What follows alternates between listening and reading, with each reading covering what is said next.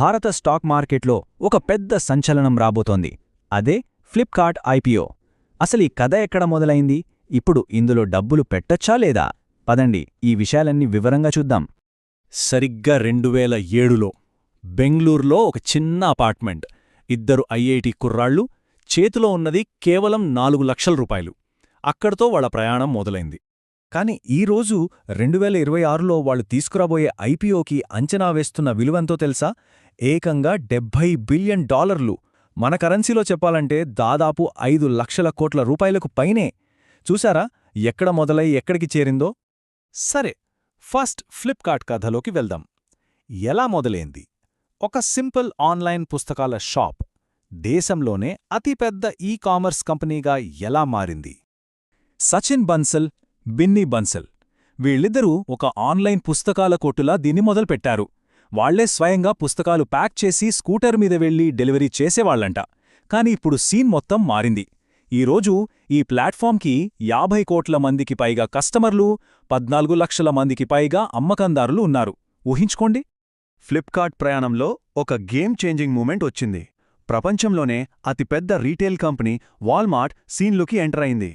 2018లో Walmart ఏకంగా $16 billion పెట్టి ఫ్లిప్కార్ట్లో 77% వాటా కొనేసింది. ఇది ఇండియా కామర్స్ చరిత్రలోనే అతిపెద్ద డీల్. ఆ తర్వాత కంపెనీని స్థాపించిన ఇద్దరు ఫౌండర్లు కూడా మెల్లగా కంపెనీ నుంచి బయటకొచ్చేశారు. ఫౌండర్స్ వెళ్ళిపోయారు కదా, మరి కంపెనీ భవిష్యత్తేంటి అని అనుకోవచ్చు. కానీ ఇప్పుడు ఫ్లిప్కార్ట్ వెనక ఉన్నది వాల్మార్ట్. వాళ్ళ అనుభవం, వాళ్ళ సప్లై చైన్ టెక్నాలజీ, వాళ్ళ ఆర్థిక బలం ఇవన్నీ ఫ్లిప్కార్ట్కు ఒక పెద్ద ప్లస్ పాయింట్. డెలివరీలు ఇంకా ఫాస్ట్గా చేయడం, ఖర్చులు తగ్గించుకోవడం, ఇలాంటి వాటిల్లో ఇది చాలా హెల్ప్ అవుతుంది. సరే, ఇదంతా బానే ఉంది. కానీ ఒక ఇన్వెస్టర్గా మనకు కావాల్సిందేంటి? డబ్బులు. కంపెనీ లాభాల్లో ఉందా లేదా? ఆ లెక్కలేంటో చూద్దాం పదండి. చూడండి, కంపెనీ రెవెన్యూ అంటే ఆదాయం ప్రతి ఏటా పెరుగుతూనే ఉంది. 2024 ఆర్థిక సంవత్సరంలో 70,000 కోట్లు దాటింది. 2025కైతే ఏకంగా 83,000 కోట్లకు చేరుతుందని ఒక అంచనా. ఇది ఖచ్చితంగా ఒక మంచి సైన్. అయితే ఇక్కడ మరో ఇంట్రెస్టింగ్ పాయింట్ ఉంది. ఓవైపు ఆదాయం పెరుగుతోంది, మరోవైపు కంపెనీ నష్టాలు బాగా తగ్గుతున్నాయి. 2023లో దాదాపు 4,800 కోట్ల నష్టముంటే 2025 నాటికి అది జస్ట్ 1,500 కోట్లకు పడిపోతుందని అంచనా వేస్తున్నారు. ఈ నంబర్ చాలా ముఖ్యం. 37%. 2025 ఆర్థిక సంవత్సరంలో నష్టాలు 37% మేర తగ్గుతాయని అంచనా. అంటే కంపెనీ లాభాల బాటపడుతోందని చెప్పడానికి ఇంతకంటే మంచి సిగ్నల్ ఏముంటుంది? ఇంకో పెద్ద గుడ్ న్యూస్ ఏంటంటే ఫ్లిప్కార్ట్ ఫ్యాషన్ విభాగం మింత్రా అద్దరగొడుతోంది. 2025 ఆర్థిక సంవత్సరంలో ఏకంగా 18 రెట్ల లాభాల వృద్ధిని చూపిందట. గ్రూప్లో ఒక కంపెనీ ఇంత బాగా లాభాలు తెస్తుందంటే అది మొత్తం ఫ్లిప్కార్ట్కే బలం కదా. సరే, ఇవన్నీ పాజిటివ్స్. మరి నెగటివ్స్ ఏమీ లేవా? ఒక ఇన్వెస్టర్గా మనం కాయిన్కి రెండూ వైపులా చూడాలి. కాబట్టి ఇప్పుడు ఫ్లిప్కార్ట్ బలాలేంటి, బలహీనతలేంటో చూద్దాం. ఒకవైపు చూస్తే వాల్మార్ట్ లాంటి పెద్ద కంపెనీ సపోర్ట్ ఉంది. వాళ్ల సొంత లాజిస్టిక్స్ నెట్వర్క్ కార్ట్ చాలా స్ట్రాంగ్. ఇండియాలో కామర్స్కి ఇంకా చాలా భవిష్యత్తుంది. మరోవైపు కంపెనీ ఇంకా నష్టాల్లోనే ఉంది. అమెజాన్ నుంచి టఫ్ ఫైట్ ఉంది. అలాగే ఫౌండర్లు ఇద్దరూ వెళ్ళిపోయారు. వాల్యుయేషన్ కూడా చాలా ఎక్కువగా అనిపిస్తోంది.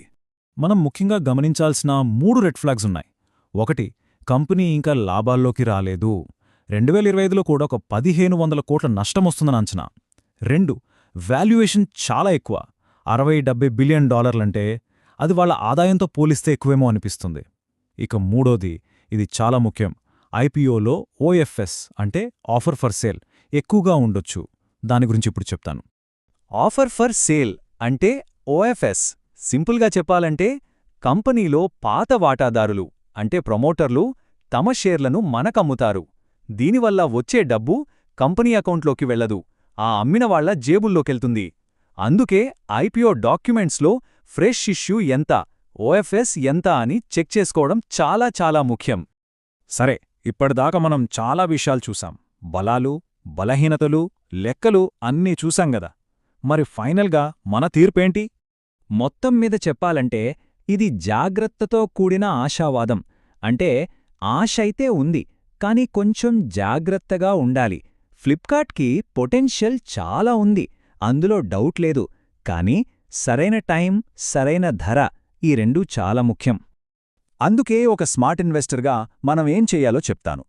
స్టెప్ 1, తొందరపడి హైప్ చూసి కొనొద్దు.